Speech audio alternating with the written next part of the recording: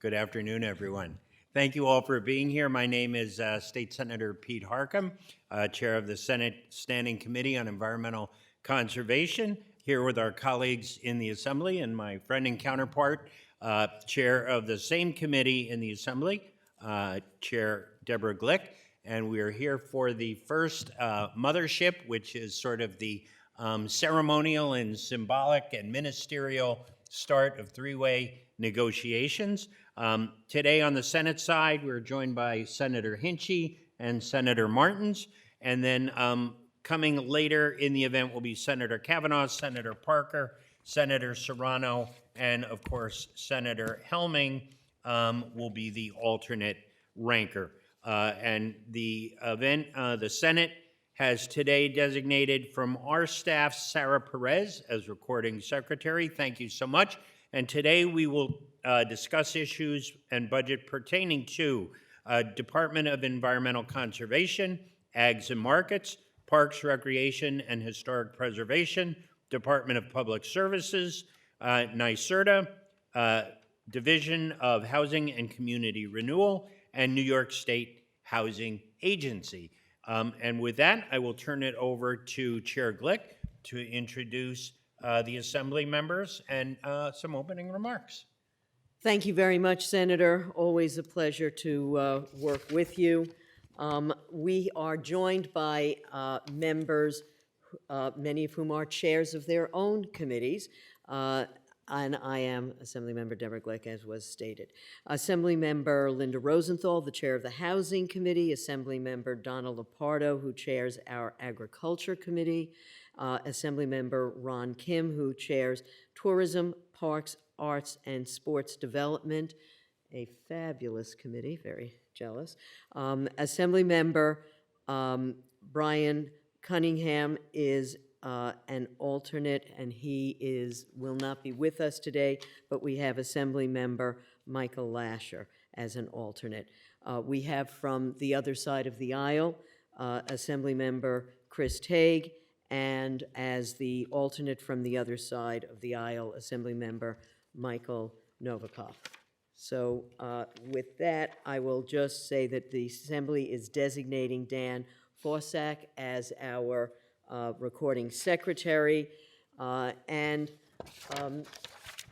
we are embarking on this. Our one House budget has been, the resolution has been passed by the House. There are many areas of agreement with the Senate, and there are obviously some areas that will be a three-way negotiation with the executive and our friends in the Senate. I will say that there are two major areas in the budget that the Assembly has increased, and that is the Environmental Protection Fund, where we've added $100 million, and the water infrastructure, clean water infrastructure funding, where we've added $100 million. That, between us, is not an area of disagreement, just with the executive. But the executive added a Sustainable Future program and added $1 billion.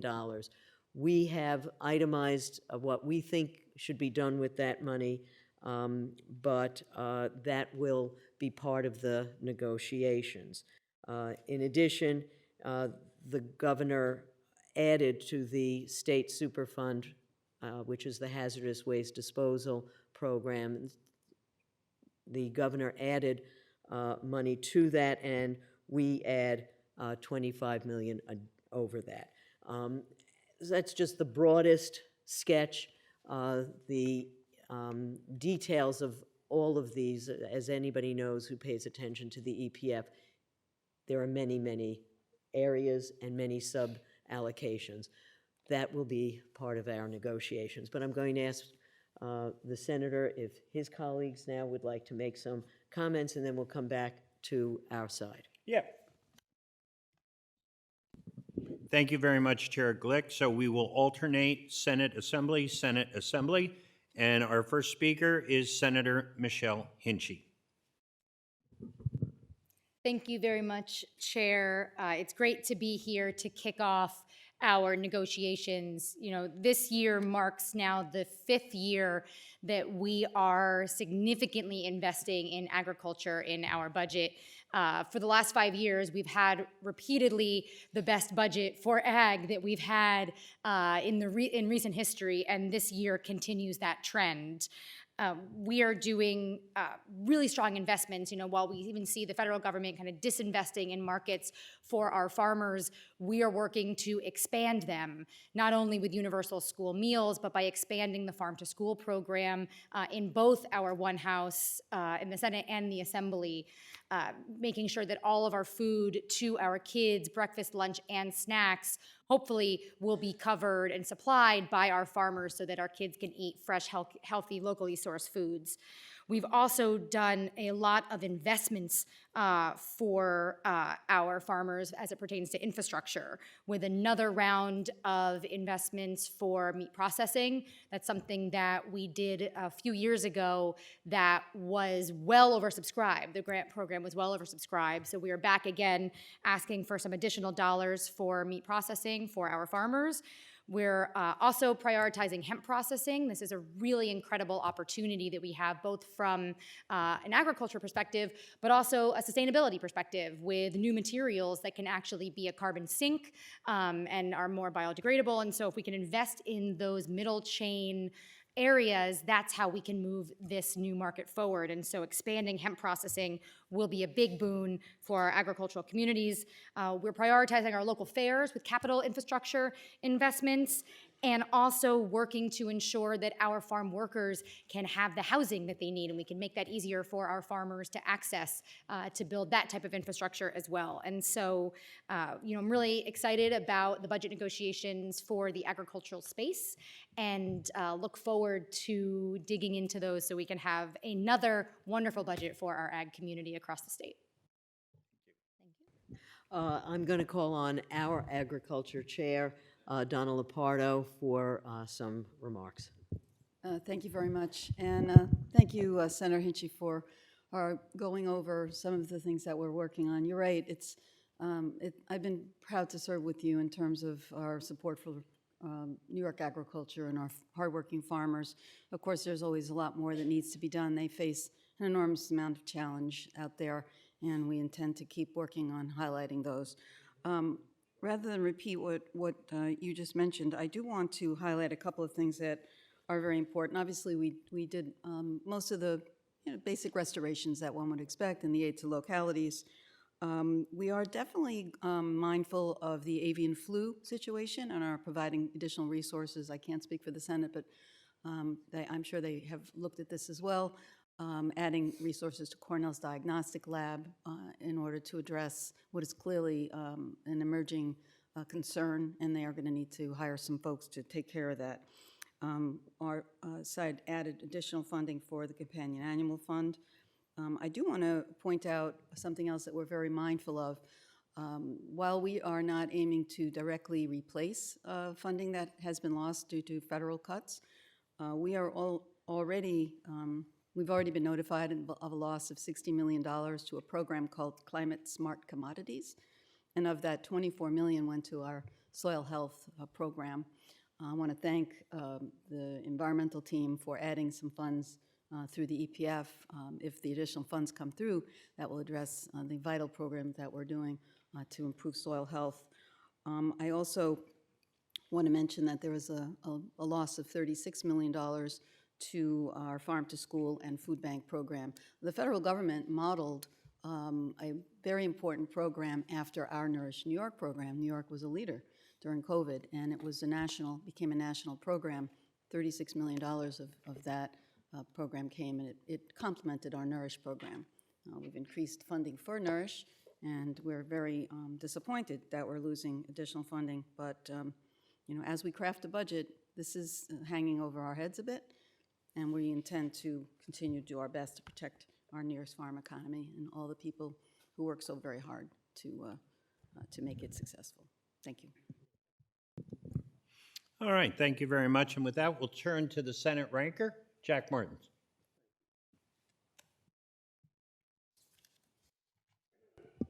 Thank you, Senator. Well, first of all, I want to compliment you and the majority on getting many of these things right. But I will just urge a couple of points when it comes to housing and, the oft-spoken need for affordability, that we prioritize means testing our housing stock. There is a history in our state of incorporating programs that require means testing at its inception, but then don't require it through its term. So we have people who have clearly more income than should be qualified for that unit. And especially downstate in the city of New York, there are literally hundreds of thousands of units that are being occupied by tenants who are making 150, 200% of the area median income, which is not what those programs are about. And if we could make those units available to those who truly need it, I think we go a long way towards addressing our affordability and housing crisis, and I would urge that that be considered. On the environment, I'm a big believer in the old proverb that we don't inherit the land from our parents, but we borrow it from our children. And so to that extent, to the extent that we have the ability in this budget to prioritize those items that actually solve long-occurring environmental issues, we should take that opportunity. I point to our sole source aquifer on Long Island, and certainly Nassau, Suffolk County, but also Brooklyn and Queens. Fully half of the population of our state are on Long Island and living above a sole source aquifer. And so the ability to create and invest in sewers in areas to prevent impacts on our sole source aquifer, but also the impacts on our sensitive coastal wetlands. And we saw firsthand during Sandy what the impacts are to our communities when we don't take the necessary steps to protect those sensitive coastal wetlands. So I urge us to target resources in a way that gets funding where it can. We've discussed and studied these issues locally. I think there's an opportunity to partner with our local communities and address these issues firsthand. And I'm looking forward to working with you and all of our colleagues in making that happen. Thank you, Mr. Chair. Thank you. I'm going to call on our Housing Chair, Linda Rosenthal. Thank you, Chair Glick. As the Chair of Housing, I'd like to comment on what my Senate colleague said. There is no discussion of changing rent regulation rules around rent stabilization or rent control in this budget. If there were, that would be policy which the Assembly would not carry. I'm very heartened by the amount of money that the Assembly puts in toward NYCHA and Mitchell-Lamas, $750 million for each. Now, we know that NYCHA is deep in the hole, but there are so many units that need remediation from mold, asbestos, and some of them are vacant, so we will supply funding so they can fix up the place and rent it out. Mitchell-Lamas, we cannot let them become the NYCHAs of the past because they need a lot of maintenance and a lot of infrastructure upgrades, and we need to take care of that so people of moderate income can continue to have a place to live. When it comes to Housing Access Voucher Program, both the Assembly and the Senate put in $250 million. This is a voucher program modeled on Section 8, and it would provide vouchers for those who are homeless and those who are on the brink of homelessness because their rent is too high. The governor put in $40 million for HOP, which we applaud, and we try to codify that section so it's always in the budget. The Assembly also accepts the executive proposal to reduce property taxes for Mitchell-Lama developments to no more than 5% of the annual shelter rent, and outside the city, they can do it at a local option. So, speaking about affordability, there is a crisis across the state, not enough housing of any type. And so I think the money we're putting in and some of the issues with the pro-housing area where we comment on it will go a long way to seeing that communities start building and that tenants who are in their housing are not threatened with eviction. So hopefully we get to a good agreement by April 1st, and I'm looking forward to that. Thank you. Thank you very much, Madam Chair. We have been joined by Senator Marco Serrano, who is the chair of the Senate Standing Committee on Office, Parks, Recreation, and Historic Preservation. Welcome, sir. Thank you very much, Mr. Chair, and it's a pleasure to be here with all of my colleagues in government, and looking forward to continuing through this budget process, and one that we can all agree upon, that we should fortify our state parks. I think we have seen during the pandemic how important our parks became to all of our ways of lives, and it's important to keep in mind that our parks infrastructure is an aging infrastructure. It's a beautiful old park system here in New York, but it needs a lot of help. In particular, our flagship parks, those that get tremendous amount of use. On any given weekend at Bear Mountain or Lake Welch in the summertime, you see so many folks from the 5 boroughs of New York City enjoying nature, immersing in nature, and doing all the things that they can do to really enjoy all the beautiful natural wonders that we have throughout the state. But the upkeep continues to cost money, in particular capital. So I'm happy to see that in our Budget One House, and many of our colleagues are pushing for concurring with the executive on the capital funding on the programmatic side, also highlighting, I think, the really excitement behind New York Swims, how that program is engaging more and more people with swimming, getting younger people to learn how to swim. It's not only a safety issue, but it also makes good sense for folks to be able to enjoy and recreate in the great outdoors, being strong swimmers. So with that, with all of the different needs involved with our parks, with our trails, with our campsites, with our waterways, I think it's going to be a good budget for us to highlight how important parks are to every one of our lives. So thank you very much, Mr. Chair. Thank you very much. We will now hear from our Chair of Tourism, Parks, Arts, and Sports Development, Ron Kim. Thank you, Chair Glick, and thank you to my colleagues on the other side, on the Senate, the chair of my committee over there for his tremendous work, Senator Serrano. The state parks is now tied in terms of economic impact in upstate New York with agriculture.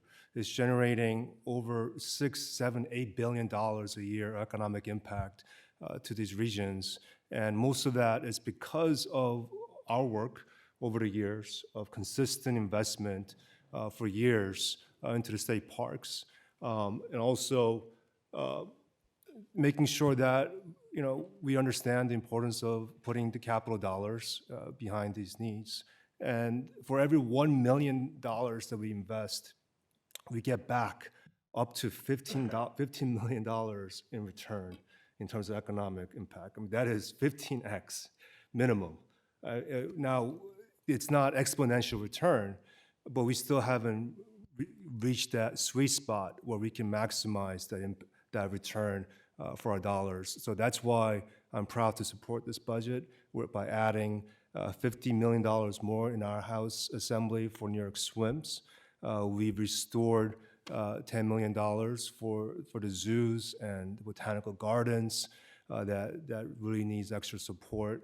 And we're going to continue to make sure that they get all the support we need. And in closing, I just want to, it intersects with some of the work we're doing today, but I just want to make sure I articulate the importance of supporting our arts as well. In particular, my colleague and I have been supporting the Metropolitan Museum that is in an environmental crisis. If we don't upgrade the infrastructure of its basement, we're talking about billions of dollars of assets that could be ruined. So we're asking to put in an extra $10 million to make sure we have the right infrastructure to protect some of our biggest assets for tourism in New York State. Thank you.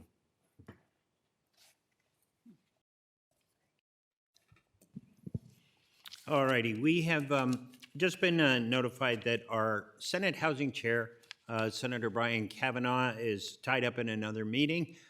So just very quickly on behalf of the Senate commitment to One House Housing, as you've heard Assemblymember Rosenthal talk about NYCHA and upstate housing and protecting tenants, Mitchell-Lama housing voucher access program, a block-by-block infill program for upstate, which was a very successful initiative last year, money for land banks, $1 billion for the city of Yes, and the Senate has suggestions on way that some of that funding can be categorized. So under Senator Kavanaugh's leadership, we look forward to working with Chair Rosenthal and the governor as we move forward in the three-way negotiation. Thank you. From the other side of the aisle, Assemblymember Chris Tague.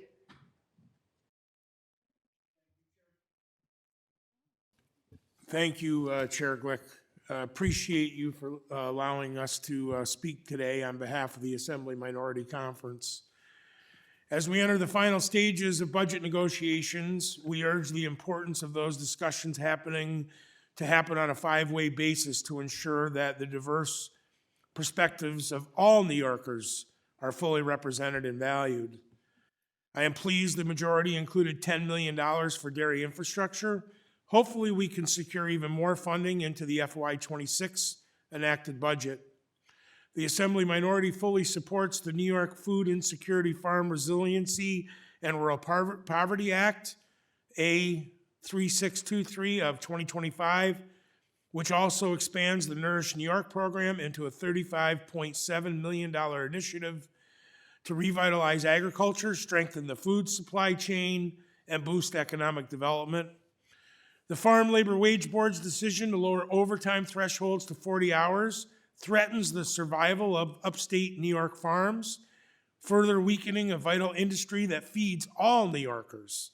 Our farmers need support, not more burdens.